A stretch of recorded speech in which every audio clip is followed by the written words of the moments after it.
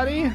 Hi, guys. Well, from smoky Salt Lake City, Utah, It's Thank God I'm Atheist. the podcast. I'm Frank Feldman. And I'm Dan Beecher. And coming up on the show today, Dan, there are people out there who are a little disappointed by how much Joe Biden has been trying to court the religious folk, the religious among us, right, to come vote for him. He's kind of ignoring us. Yeah, right? like 20% of the population, a fifth of the population. Yeah. And he is just... Is he thumbing his nose at us? What's he doing? Let's talk about it, but not now. Yeah. We're going to talk about that at the end of the show. Later, Dan. Yeah. But before... Okay. And before we get to later in the show, we do need to get through, slog through the first half of the show, Dan. Oh, God, it's the worst, you guys. I'm sorry. I just want try the second and get half through of the it. show to be here, Dan. All right. Well, I've got an interesting story here, Dan, that caught my attention. Actually, it caught my attention last week, but I passed on it because I didn't feel like I had enough time when I was preparing for the show to get into it. Sure. And so I was like, okay, I guess I'm just going to lose out on that story, right? And then I kind of looped back around to it this week, and I have to say, it was worth the wait. Okay. This is shocking stuff, Dan. Iran. When I say Iran, what do you think of, Dan? A country in the Middle East. True. And what would you normally think their religious leanings would be? Baha'i. Just kidding. Yeah, okay.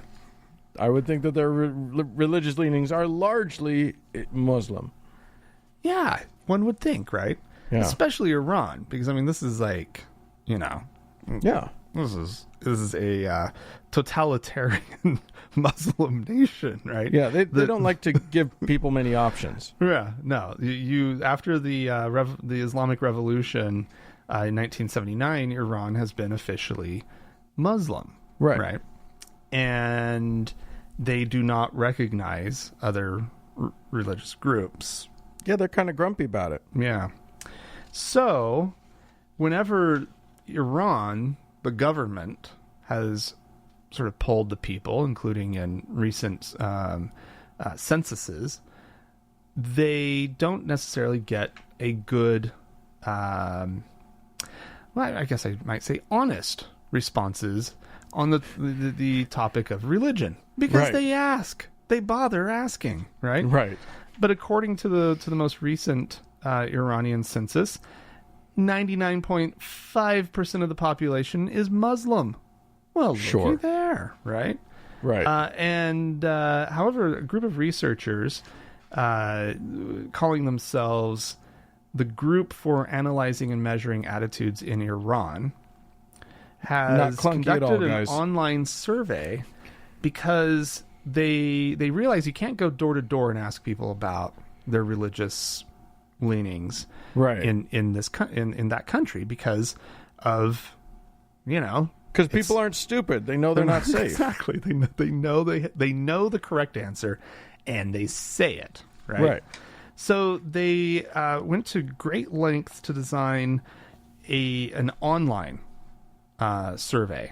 Sure. That I read sort of their methodology and how they went about it, and it sounded pretty legit. Like they got a huge sampling. They got 40,000 Iranians.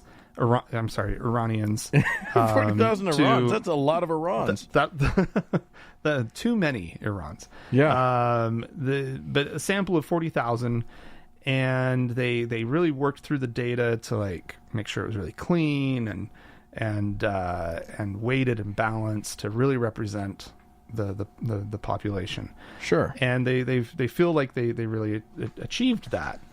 So when people were actually willing to honestly answer, so the country is officially Shiite Muslim, right? Right. 32.2% of people claim to be Shiite Muslim. Whoa. That's low. It is really low. If you add up all the different kinds of ways to be Muslim, it's about 40% identify as Muslim. And so this is really kind of shocking stuff. Most Iranians, apparently, about 78% of them believe in God, but only 37% believe in life after death, and only 30% believe in heaven and hell. 90% describe themselves as coming from, as having grown up in a believing or very practicing religious family. Sure. But 47% reported losing their religion in their lifetime. Wow. 1/3 say they occasionally drink alcohol. You cannot get alcohol. Yeah, right? I was going to say, how? Like how we get drugs. Okay. Right? Like it's probably something very similar. Right. You know who to call, right? And people get in trouble for it, But let's see. 68% say that religious prescriptions should be excluded from legislation. 72% oppose the law mandating all women wear the hijab. Interesting. 57.5% disagree with the practice of wearing the hijab outright. So basically 58% of the country does not believe in wearing a hijab. But they all do. All the women. Don't they? Yes, because they have to. Right. These things are required. These things are forced. They live legitimately in a totalitarian type system. That's crazy. Right? They are forced. They have no choice. This is not a democracy. They don't have these kind of freedoms.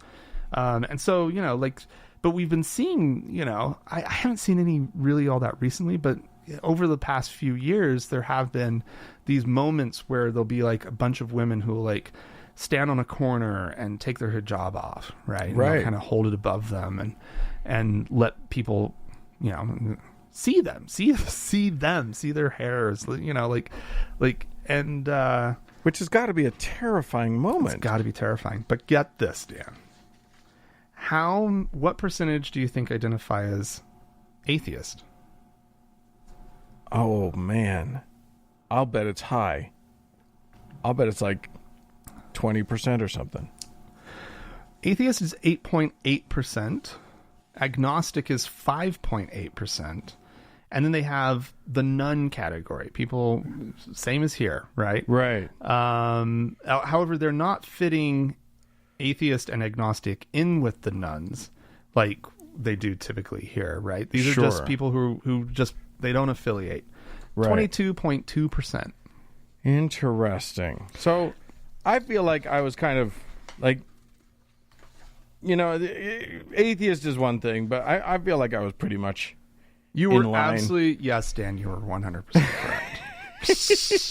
No, but that's amazing. It's amazing. And so what you're looking at here, and kind of the conclusions that they're drawing are that this sense of like what's been going on in Europe and in the West generally, as far as like attitudes about religion, and excluding sort of the rest of the world, or specifically the Muslim world, from these same things, and saying that there's something different going on there, right? Yeah. They're actually saying, no, there's something maybe about modernity. There might be, or this time that we're living in, where people are just considering the universe differently, and they're considering their place in it differently, and they're not relying on past superstitions at the same rate that they had in the past. And I think that that's fascinating, and it's fascinating to think that these places that they're pushing religion so strongly,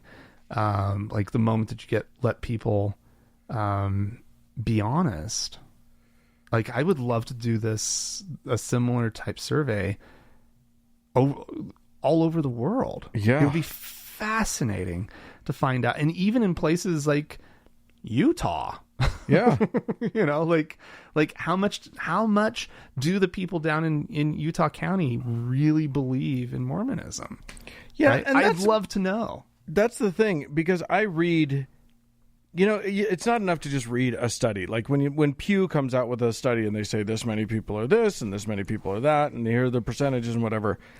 I read the wording of those things, and the wording doesn't get at what people believe. It gets at what people affiliate as. Right. And belief is a totally different animal. Yeah. And it would be very interesting to see how many people, who affiliate as Mormon but believe, but if you boil it down, they really don't believe it. Yeah. Or affiliate as Catholic, but if you boil it down, they believe none of it. Like we need more information like this. We really do. Because that's where things start to fall apart, I think, is when people who are just kind of going along with it realize that the majority of the people in their community are just kind of going along with it too.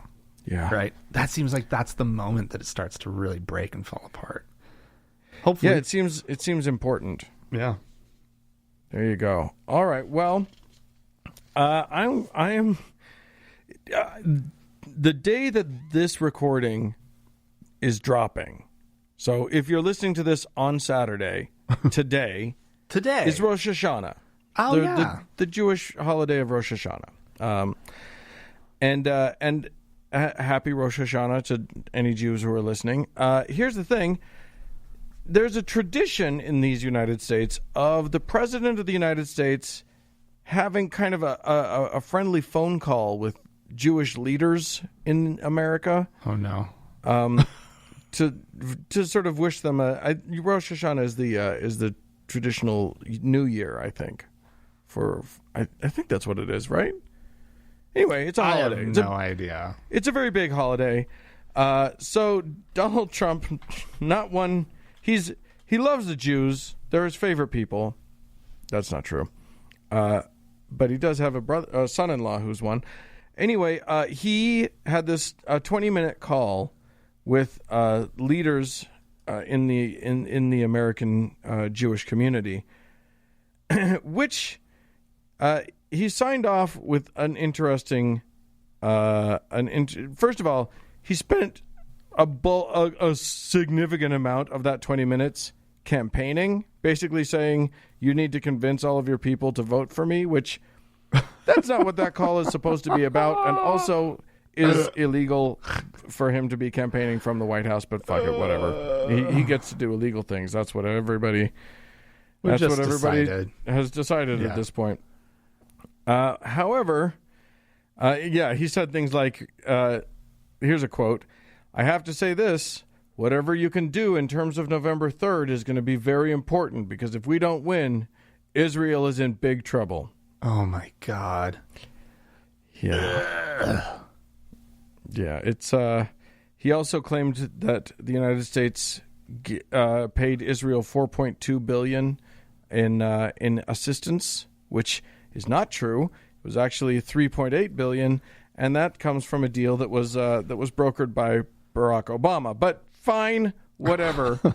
The really interesting point was when he signed off on the call with the following. Oh, well. "We really appreciate you. We love your country also." Now, I don't know if you're aware of this, Frank, but American Jews live in the United States of America.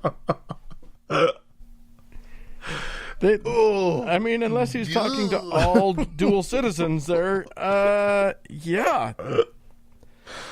That's some first-class otherizing that he did right at the end of the call. Please be sure to vote for me, you foreigners who were probably born here. That's amazing. Oh, yeah. Good for him. Well, I looked up Rosh Hashanah while you were talking. Okay. It is New Year. Oh, so that you were right about that. But then the image search is absolutely amazing on it, because it's nothing but pictures of apples, pomegranates, and honey. Oh, so yeah. There must be something going on. There is something going on. There's a whole thing. You know how the Jewish community does with their traditions. Oh, it's nothing but, it seems. That's all they got. Yeah. All right. They got a whole song about it in their musical there. Oh, yeah. Their musical. Yeah. Yeah. All right, Dan. Yeah. Let's see. There's an archbishop, a Catholic archbishop, by the name of Jerome Listucky up in Wisconsin, and he's got a message for the people of his archdiocese. Okay.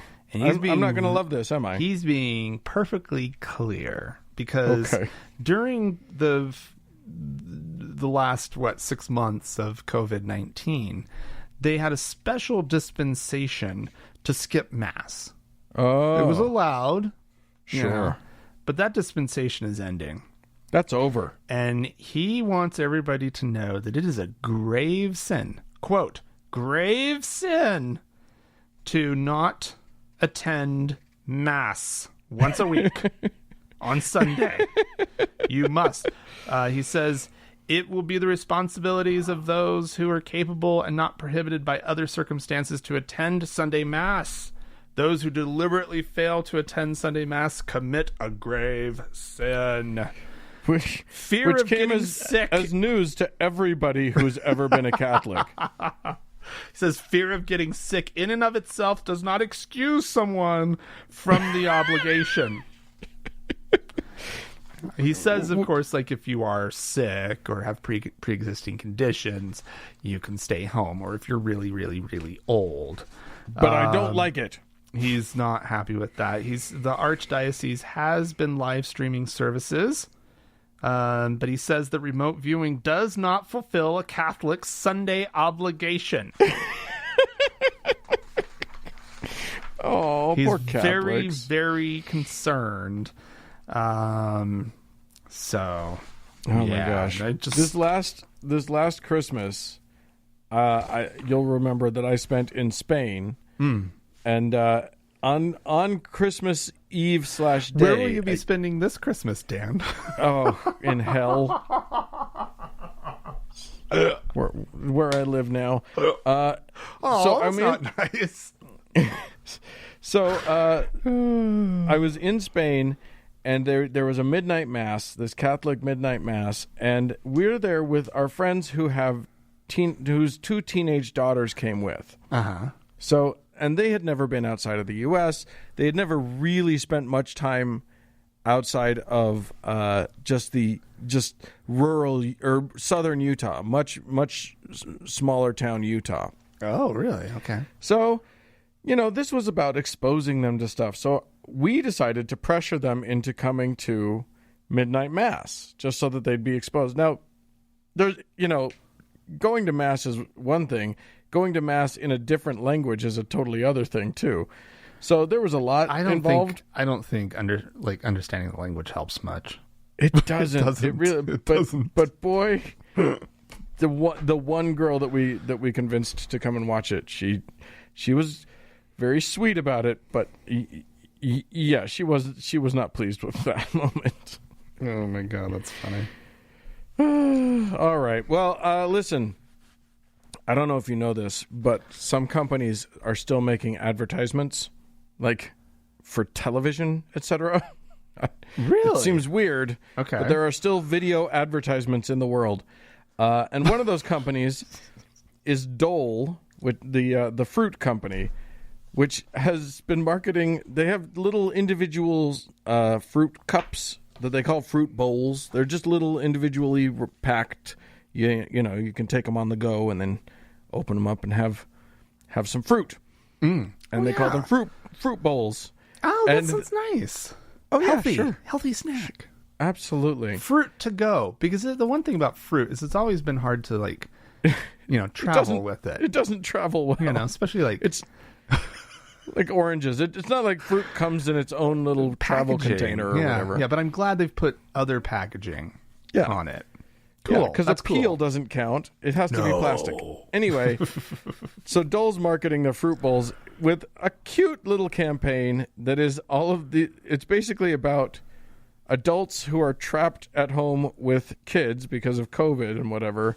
Okay. Using the word fruit bowl as code for various things. One of them has a couple who have now switched their swear words to the word fruit bowl, as in What the fruit bowl are you doing? Oh, that's funny. Okay, that's cute. And then there's another one with a delightful older couple whose grandkids are now living with them, who talk about whether or not they're going to have fruit bowls tonight, sort of thing.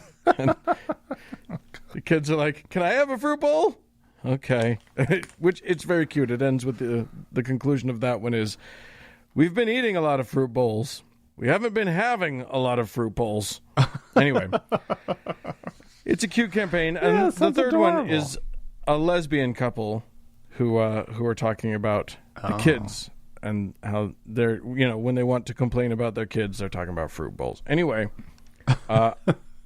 this campaign has caught the attention of 1 million moms, aka one grumpy Christian lady and her 3,000 followers or whatever. It's pretty. I think Twitter, she has fewer than 5,000 followers on Twitter. So not quite 1 million, but pretty close. Right. I think 5,000 is pretty close to 1 million, right? If you round, you round up. Yeah. And keep rounding. Right. The 1 million moms has decided to have some outrage about this campaign, saying, quote, "The insinuations and tone in these ads are offensive because of what is represented, and the fact that children actually appear in the commercials is also disturbing." Oh. In spite of the fact that the whole point of it is that we're using code words that kids can't understand. Right. Like, that's the whole joke. But apparently 1 million Christian moms. A couple adults who've just decided all on their own to call sex fruit ball. Yeah. Yeah. The kids caught on real quick. No, the kids, oh my God, it's so funny. Yeah, they called it irresponsible and tasteless. It is extremely destructive and damaging to impressionable children viewing the commercial. Good Lord. How uptight do you have to be for you to be freaked out about fruit bowl? It's pretty amazing. Dole, for their part, has come out and said that they stand by their campaign. Yes, so, of course. Good on them. Yeah. They stood up to the million moms. All of the moms. 1 million moms are being shunned by a fruit company. It's very sad. Unbelievable. All right. Well, Dan. Yeah. So I've got some news about a large Protestant group in the United States. I don't like it. One of the largest, Let's not do it. In fact. I don't want to hear about it. Let's not do it. Who are acknowledging their historic role in the support of slavery. Oh. And that's the Southern Baptist Convention. And are they acknowledging it in a way that's like they're proud of it? Or are they acknowledging it in a way that they're... No. What they're doing is they are dropping, or at least more and more of the leadership of the Southern Baptist Convention, which is still officially called the Southern Baptist Convention, but more and more are increasingly dropping Southern when talking about themselves as Baptists. Oh, because interesting. And they are acknowledging the fact that may be a painful reminder for a lot of people about the convention's role in the support of slavery historically. Interesting. And so there's about 50,000 Baptist churches in the convention, but they're very sort of loosely affiliated. It's not like what we grew up in, right? No. So there's like no real they have like a convention every year, and they have like sort of a set of beliefs and values and this and that, and sort of a similar theology. They have the same theology, I guess you would say, but they're each congregation is independent. And so the current president, he's a guy by the name of J.D. Greer. Right. Greer. He says that there's a lot of momentum that's been building, and they're sort of leaning toward the name Great Commission Baptists. Oh, it doesn't exactly roll off the tongue, no. but they're doing this, and the momentum is building in large part because of the racial issues that are coming up in the nation, right? Yeah. And but also in addition to that, many Southern Baptists have long seen the southern part of the name as, or just the idea of being Southern Baptist as being too regional, right? Right. And I guess they view themselves as a global group of believers, is how this article phrases it. And so they think that just having something that's a little bit more accessible and that isn't so regional, right? It sounds better. Interesting. But get this, Dan. Oh, this is from Griar. This is his line about this whole thing. He says, "You're making me nervous." He says, "Our Lord Jesus was not a white Southerner, but a brown-skinned Middle Eastern refugee." Whoa! What? He admitted that out loud? Yes. Every week we gather to worship a Savior who died for the whole world, not one part of it. What we call ourselves should make that clear. He's also he's announced that he's going to retire a historic gavel that was named for a slave owner. It's the so-and-so gavel, I guess. And so-and-so was a slave owner. And so oh my gosh. They he's retiring it. Goodbye, gavel. So I don't know what he's going to be striking now when he's calling order. Yeah. But yeah, there will be no order. There will be no order. But yeah, so it's like kind of turning into this thing. None of the article, multiple of the quotes throughout the article were all people sort of acknowledging, well, it is kind of expensive to rename yourself. Which is kind of the funny. The financial questions are the top ones. Yeah, absolutely. But they are saying that they like sort of like what did I say it was called? The Great Commission Baptists. People are liking it, and some of the churches might actually change some signage or whatever. But that's kind of beside the point. They're just sort of re-identifying themselves. And not really officially yet, but like it's this building thing. I mean, look, I've seen some stuff on Facebook where people are like, Jesus was white and blah, blah, blah. So they're pissing some people off with this stuff. Yeah, just him saying that about Jesus was a brown-skinned Middle Eastern refugee. Holy crap. Yeah. Like, that's huge. Yeah. Like, I don't even know what to think of the Southern Baptists now. Because, like, I mean, they're absolutely right. Because the fact of the matter is, when you said Southern Baptist to me, I was like, bunch of racists.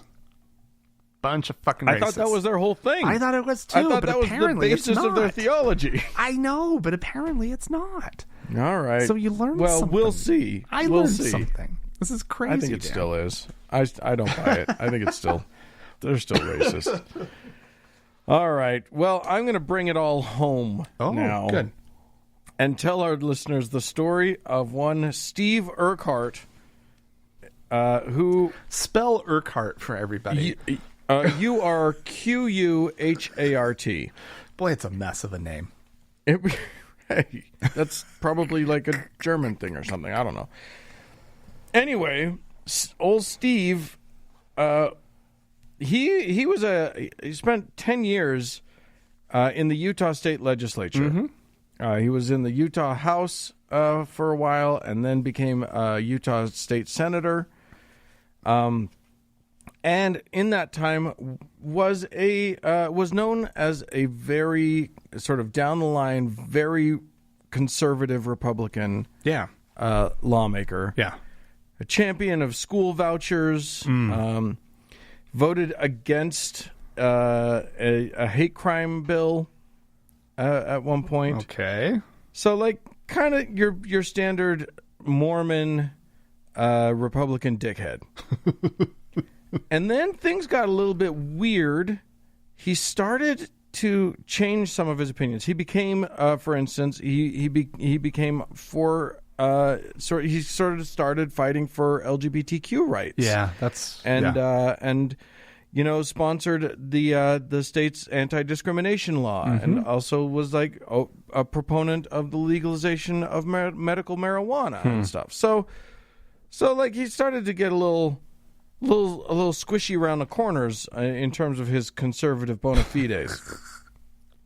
Well, he left the state legislature in 2016, and in the intervening 4 years between then and now, he's apparently had some other changes of heart. Because he has just announced that he will be starting his own religion based on and entirely consumed with the idea of the consumption of magic mushrooms as a spiritual conduit to the divine.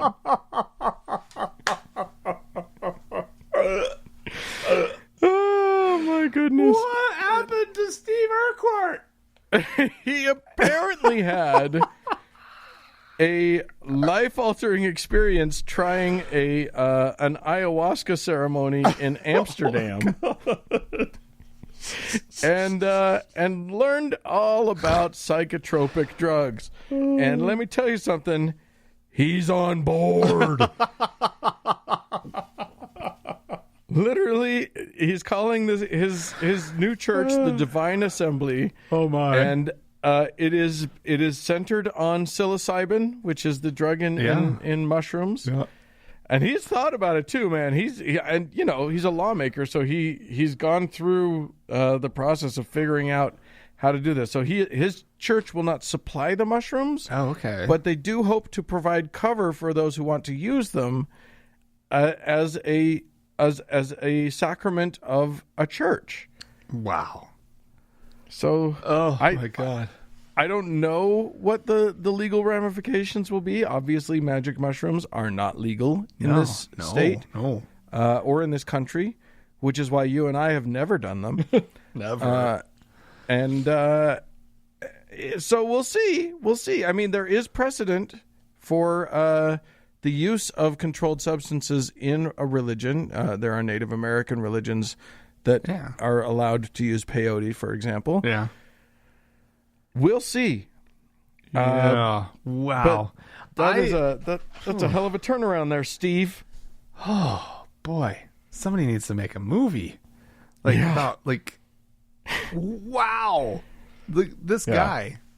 Because I remember back when he was like starting to be this kind of interesting ally to the gay community, right? And I remember just being like, well, cool. This guy is like, he's had some change in his life, and he's willing to stand up for what he believes is right. Right? Yeah, maybe he had a nephew that was gay or something. Is what I always thought. Something happened. Somebody got to him somehow and reasoned, and he listened. Like something happened, right?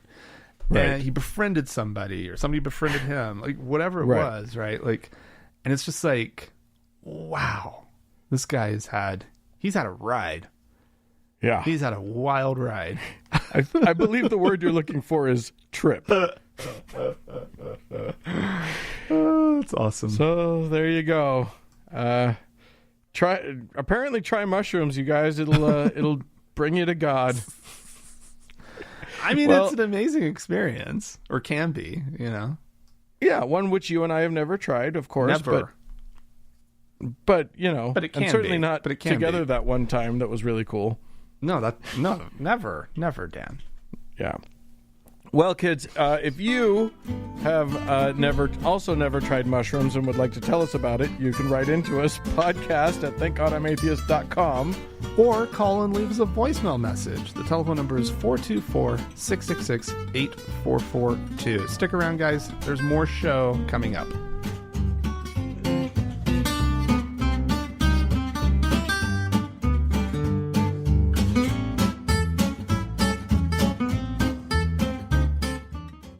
Hey, Dan.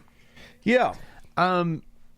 Here's what I want. I want you to play an an audio clip for me that's going to freak me out even more about like where this country's going. I will, but I have to do it after I load my gun. Hang on. I'm in the middle of something. I've got 3 more magazines to load, and then I'll play the clip. Oh, fine, I'll just play the clip now. But everybody, just try not to get too frightened by this, but maybe get a little frightened. This is Rick Joyner, epic dickhead Rick Joyner, talking to you about what's coming. We're in a time for war. We need to recognize that. We need to mobilize. We need to get ready. I'm talking to law enforcement, talking to people. One of the things I saw in a dream I had related to our Civil War was that militias would pop up like mushrooms. And it was God.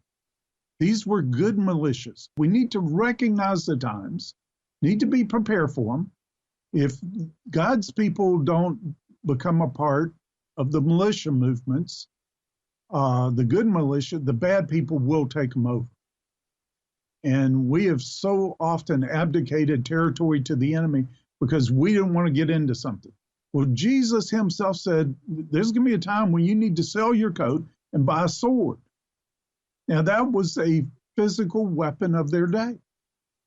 And we're in that time here. We need to realize that. What I also saw in my dream was the Lord had seeded our country with veterans from the Iraq War, Afghanistan, all these wars we've been in recently. Many who know how to fight in urban warfare are going to be a part of the leadership of these militias and help us in what's about to unfold in our own country. And these are going to be patriots. These are going to be those who are they know what the tyranny of Marxism is, and they've seen its evidence and the cruelty of some other ideologies and all that is out there. But they are going to be able to help give leadership to these militias that are popping up. And this was a God thing. He prepared us for this. Oh, God. Well, yikes. Here's the thing about the big takeaway of that for me is that it's not for someone like Rick Joyner, there's not a question of, what if this devolves into a civil war? No. It's, what are we going to do when this inevitably devolves into a civil war, which we want to have happen and are waiting to happen? Yeah, it's scary. It's really scary because, like, I mean, what's going to happen, right? As like, if these people get more agitated than they already are, right? Yeah. And you have groups that are out there, protesting, hopefully all peacefully, right? But then sometimes a riot, they happen, right? Like, it just takes one idiot to throw something, and then somebody else, and then kind of piles just on and whatnot. Like, and I don't want, and I'm not being like, riots happen, right? It's not that. It's like there have been riots, right? Yeah. I'm speaking more about like there have been, and there probably will be some more, right? And totally. Like you have the wrong group, the wrong Christian militia over here, right? With something that happens over here, and what ends up happening, like how bad can it get? Because it's already been pretty bad, right? Yeah. But when it's just like a foregone conclusion that there's going to be a civil war, and we've been watching people say these kind of things for years now, right? Like, and on this show, we've been playing these clips for, probably as long as the show's been going, right? But they are becoming more frequent in these past few years. Just this idea that it's like, it's just going to be all out war. And it's really, really, really fucking scary. Yeah. Like I don't want to scare anybody out there, but like this is alarming. It is alarming. There's there are preparations being made, whether those preparations come to fruition or not. And it's not us that's doing it. We're not prepping. Well, should we though? What? Should we? You know, I mean, know. they can buy AR-15s. Why can't we? We can. I just don't want to encourage it. It seems like the wrong way to handle this. We should be not fanning the flames. Right. Yeah, I don't know. Oh boy. Well, okay. We had some folks write into us. Candy wrote into us. You remember, Frank? We talked last week about some planners that had been donated to a school that they had to cut the last bit out because it had some Jesus shit on it. Anyway, Candy wrote in to say, I straight up cackled when you guys brought up paper planners being only for the very young. Spoilers, there's a massive market of middle-aged and older women who have the disposable income for these things, including various sticker books that can cost $20 a pop. Sticker books? Yeah. Like scratch. The drama is endless. Collecting stickers? No. I'll let the email sort of explain. Oh, okay. The drama is endless, but of most relevance is the fact that every year women bemoan the fact that Christianity features so heavily in planners in the form of pre-printed holidays and planner accessories like having full sticker books dedicated to Christmas and Christmas-themed stickers. So apparently they're, you get the Christmas tree and you want to put it down for, when it's Martha's Christmas party or whatever. So wait, is this like crafting, but it's yeah, it's like I get the sense that this is the planner version of crafting. Or if you need to plan your crafting. How are you going to plan your crafting if you're not stickering? So on Mondays I do quilting, and on Tuesdays I do toe painting. I've got scrapbooking on scrapbooking. So anyway, Candy goes on. Let's see. Yes, entire sticker books dedicated to Christmas and Christmas-themed stickers, but maybe only a single page of Hanukkah in a generic, quote, winter festivities sticker book. The white Christian majority often doesn't understand the complaints, even though they complained the loudest when one major company, the Happy Planner brand, released a special collection based around non-white girl stickers just last year. The Wrong collection, spelled RONG, which sounds wrong to me, but oh well. I don't know what that means. Anyway, oh no, these white women were faced with a collection where, unlike every other time, they were not the main represented group. Don't give the brand too much kudos, though. Their company, Instagram, decided that, quote, all lives matter, and the company has remained long silent on the blatant racism in their customer base revealed by the Wrong collection. Wow. Yeah. This is a whole subculture I know nothing about. There's a world out there that we don't know anything about. It's a little freaky. Well, we also have a voicemail from Garrett. Yes. Who has some things to say. So let's hear what Garrett has to say.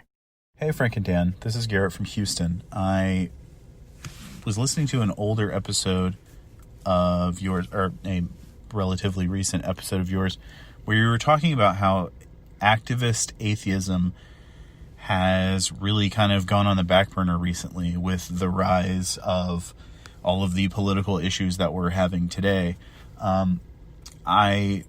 That really struck a chord with me, and that was very relatable. And I just wanted to say I totally understand. When I started listening to you guys, I actually had the opportunity, I don't remember when this was, but I had the opportunity to meet you guys when you had come to Houston, what feels like forever ago.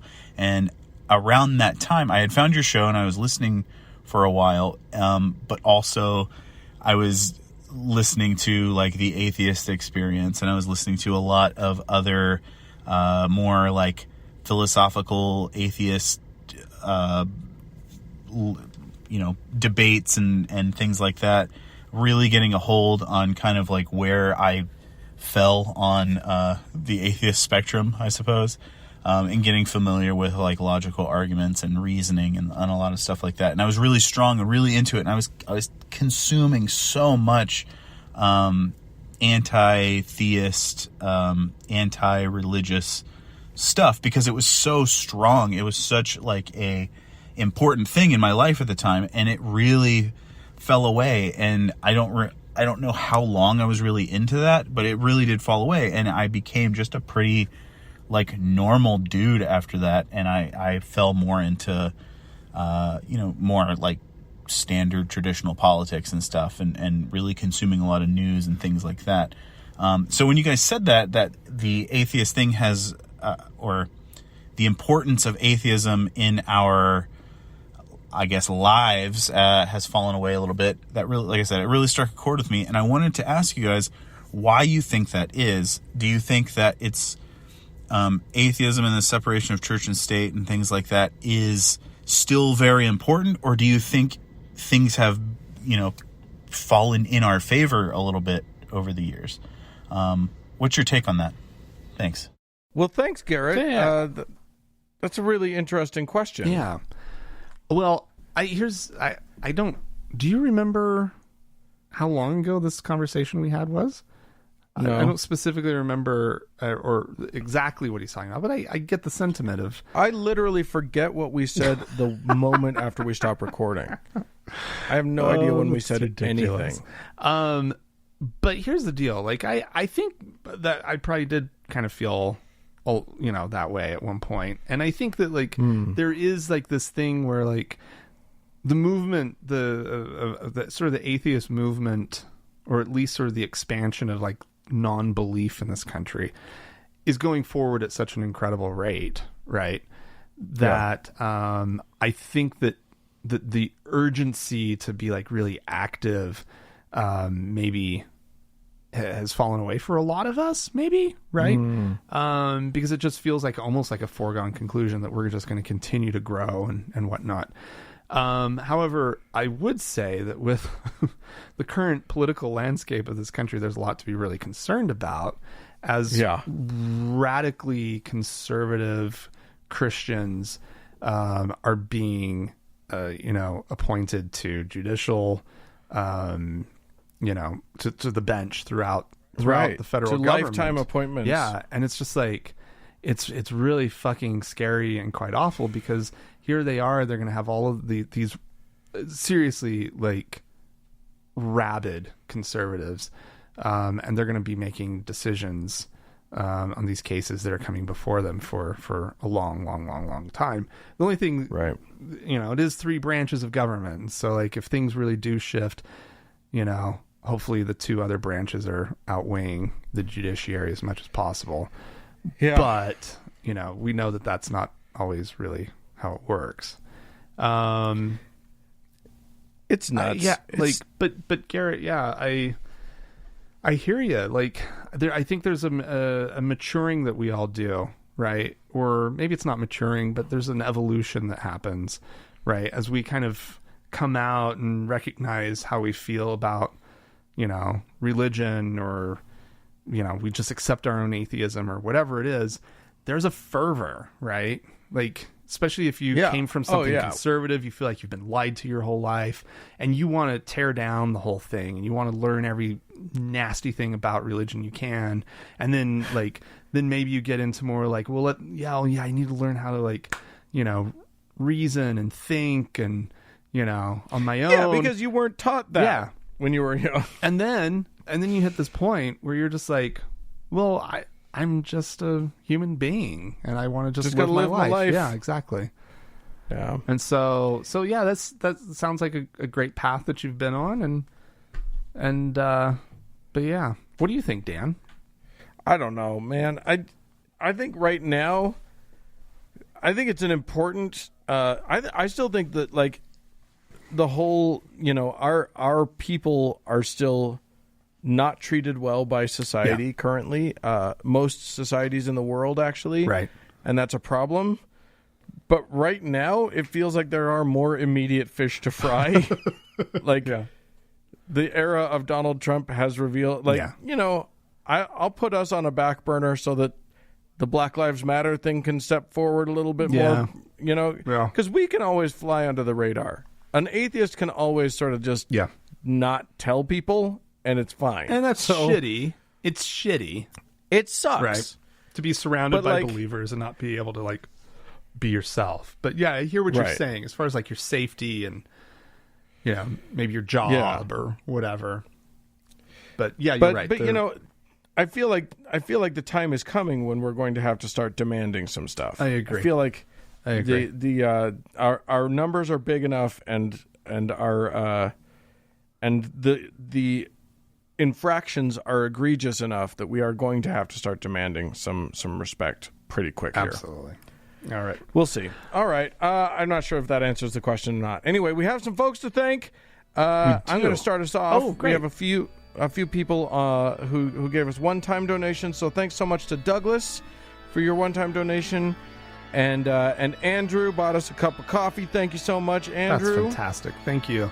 And then Dan, over on Patreon, sure. We have 4 new patrons this week. Wonderful. There's a new teacher, Dan, by the name of Stacy. Stacy, welcome to the priesthood. Welcome. Well done. Yes. And then get this, Dan. Not 1, not 2, but 3 new patriarchs. What? 3 patriarchs, Dan. Oh my God. They've been given the power of prognostication. Yeah. Amazing. They're fucking wizards. Yeah.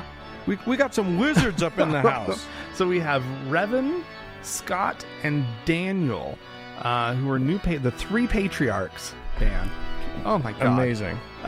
Send us, and they're blessing us. They're blessing. We're getting patriarchal blessings from all 3 of them. So thanks, guys. Which is and amazing. as always, we have our top donor to thank, our Lord and Savior, Davis. Well, hey, thank you guys so much. You are amazing. You're the gas in our engine, the wind beneath our wings. If any of you want to join these fine, fine people in their quest to keep this engine running, please go to thankgodimatheist.com, click on the Support Me tab, and you'll be one of the best people in the world, too.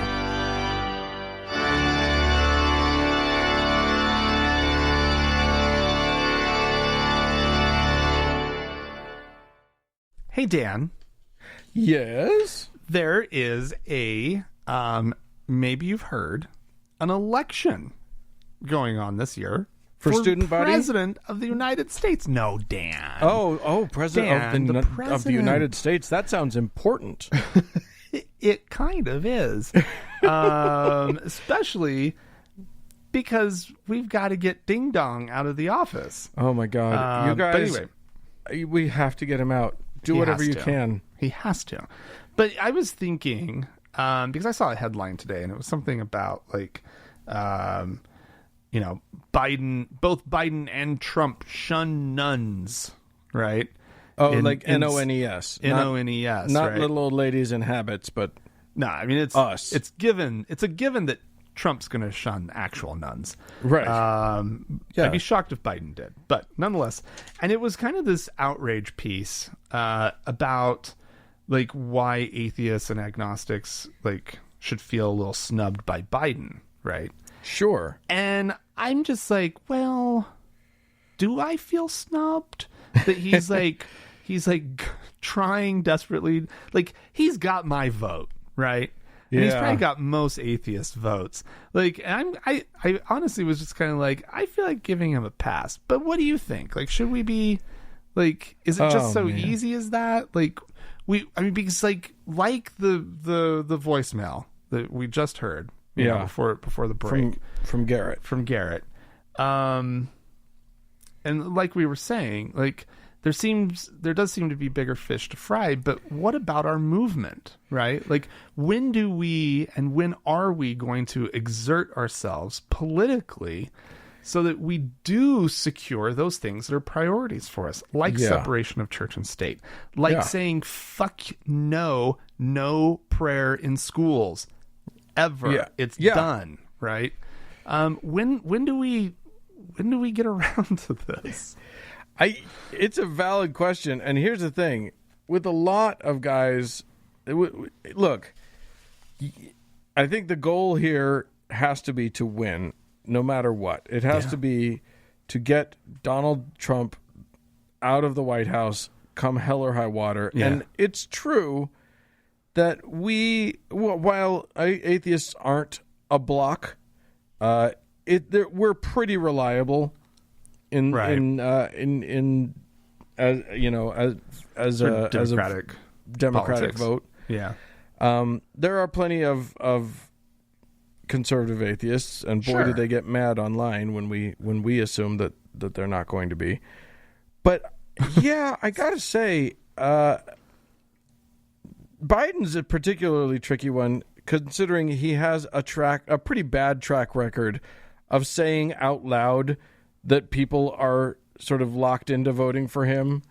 Even he had that gaffe about, he was talking about Latino voters, and he's like, they don't vote as a block the way the blacks do. Of course, they all have to vote for me, but the Latinos, I can't just count on that. So it is a bit of an issue. You know what I mean? He shouldn't be taking us for granted. He should be talking about our issues. Right. We said it earlier. We're a fifth of the population. Well, why does it have to be mutually exclusive? Like, can't you go for a religious vote and also acknowledge that, there can be balance in our society and that atheists have a space here too? Like, why can't the message be more ecumenical, right? Well, it's so funny because what we're asking for is not serve us. Right. It's not favor us. Right. It's just, hey, we're here also. Mm-hmm. Please don't forget that. Yeah. So, yeah, you'd think that you could sell everybody's okay. Like not favoring the Christians for everything. You'd think that would be, you'd be able to sell that story right to a voting populace. Yeah. I think it is still, though, in large part because there hasn't been sort of an atheist political movement that's coalesced, right? Right. That just hasn't happened, I don't know how it's going to happen. It's probably going to be one of those things where it's like, when it does happen, it's like, that makes sense. Why didn't we think of that sooner? Right. But as soon as we can convince politicians that we're here and that we matter, right? Yeah. They'll have to start acknowledging us in their campaigning. Obviously with Biden, we're not there yet. The movement hasn't made that point yet. We haven't convincingly gotten national politics to even really just acknowledge us. Apparently in the Democratic platform, there is some few nods to the non-believers and whatnot, but it's buried in the platform, right? Who's actually campaigning that way? Who's actually acknowledging us and that we are a vote, and that maybe you would excite a lot of people to show up, right? Right now we feel this obligation and a terrifying need to vote against Trump, right? But what if we were excited? Yeah, it's so funny. I think about how you would package it, and it seems like a fairly easy sell, right? You could just go to the founding documents and point at it and say, look, let's revitalize the thought that this country is for everybody, that that we're supposed to be serving everyone equally and giving everyone sort of an equal shot, and that government shouldn't be involved in your religion because that's your business. All of this is easily marketable. Yeah. But then there's this problem, and that is that, it's the saying that I've said before. I didn't make it up, certainly, but the idea that loss of privilege feels like oppression. Right. Mm-hmm. And these Christians, I mean, they love their oppression. It is their favorite thing in the universe to feel oppressed. But anything that we've ever done as a group, we're not a monolith. We're not all the same thing. But everything that major atheist organizations have done, all it's served to do is give them that oppression narrative. They're trying to kill us. They're out to get us. They're going to ruin Christmas on purpose. They're trying to kill the babies. They're getting pregnant just to have abortions. They're just right. And so what we're going to have to do is find a way past the I think past the butting heads narrative, past the us poking them angrily, because a while back, they haven't been doing it lately, but a while back, American atheists were running billboards everywhere that were like, basically the sentiment was, fuck you and have a terrible Christmas because you believe in God. You know what I mean? It was just like, hey. No. Really? I mean, okay, that's a paraphrase. I'm pretty sure that's a paraphrase. I hope so, but even if that's the sentiment, holy crap. No, it almost feels like... It feels like we have to grow up a little bit. Yeah. We got to get past the anger, because anger doesn't draw anybody in, right? No. Anger is only going to alienate people. Well, right? and it feeds their fire. And, exactly. And as long as we are easily painted as enemy and as people who are hate-filled, who want to destroy America instead of want to make it better, it's just going to be too easy they're going to be in the majority, right, for the foreseeable future, right. So the appeal should be something along the lines of, A, you're oppressing us, not the other way around, right, and B, we want you to be able to practice your thing. We're not taking anything away from you. Exactly. Go for it. Enjoy it. We're on board. Merry Christmas. Merry fucking Christmas. Yeah. Now stop making us pray in school. Yeah. Merry Christmas, because believe me, you told me 1,000 times that you're Christian. I know. But if I don't know, it's happy holidays. Fuck you. Yeah. No, but seriously, I honestly think that, like, if we view it in sort of those, I didn't even think that the voicemail that we played and this were, I mean, I saw some like common themes and whatnot, but like this idea of needing to mature as a community, and that just means more people who've gone through the process of being pissed off and being angry and now just being like, oh, but all I really care about is living in a secular society, right? Like if we can all land and just agree on that's our big message, right? Secularism, get prayers out of public meetings, out of the schools, right? And somehow shift the culture. Especially, I would love it if the Democrats would finally just stop maybe, opening the convention with a prayer. Right. And did all that stuff and all the, God bless the USA stuff as like the last thing they say. Like, if you feel like that needs to be part of the message because there are believers in the midst, you can talk about your faith if you are a person of faith. I don't have any problem with that, right? But don't do it as a means of like pandering to the religious people whose vote you're trying to get. Right. Yeah, I think that's the key. Is just, part of it is just messaging from us. We are not messaging very well yet.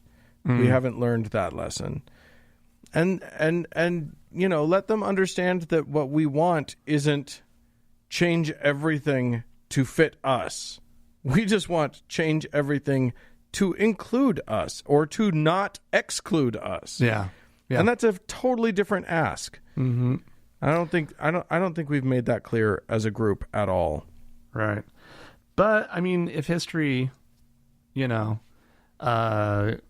teach us anything, like just wanting to be at the table, it's not a hard it's not a hard thing to ask for, but for whatever reason, it is an incredibly hard thing for the people already at the table to make that space for you. Yeah, and that goes for race, gender, sexual orientation, like whatever the identity is in this country. If you were not already at the table, what the fuck? Why is it so fucking hard to just let people have a space? And we're going to see that, except for the fact that the thing that I do believe about the non-belief movement, or the non-religious movement, to just be more broad about the whole thing, is that it's growing so much quicker than anybody thought it was going to. Yeah, that's true. Right. It does. Yeah. If nothing else, the fact that we're not being sort of not pandered to, but at least acknowledged more often and more stridently. Yeah. It's a lack of foresight. Yeah. On anybody's part. Because guess who you're going to be talking to real quick. Yeah. Guess who you're going to be pandering to real soon. Yeah. Dan. So get on our good side now. Yeah. That's the goal. I want to be pandered to. Yeah, pander, baby. All right. Pander away. Well, if you have a good idea for how to get us all pandered to a little bit more, please feel free to write into us. podcast@thankgodimatheist.com is the email address. Or call and leave us a voicemail message. The telephone number is 424-666-8442. Yeah, go to the Facebook page, facebook.com/TGIAtheist. Click the like button. You'll love it. And while you're there, search for the TGIA Members Only Lounge and request to join. It is a closed group. We will let you in. Also find us on Twitter @TGIAtheist. And guys, if you like what you hear, and we know you do, right? Otherwise, why are you still listening? Please help us continue making the show. You can do so by going to our website, thankgodimatheist.com, and becoming a member of the show on Patreon or over at PayPal. Yeah, we'll give you the priesthood, for Christ's sake. Yeah. Isn't that worth something? Anyway, hey, thanks so much to the Red Rock Hot Club for the use of their fine music. And a big thanks to Gordon Johnston for the use of his music. And thanks to all of you for tuning in. Thanks, guys. Bye-bye.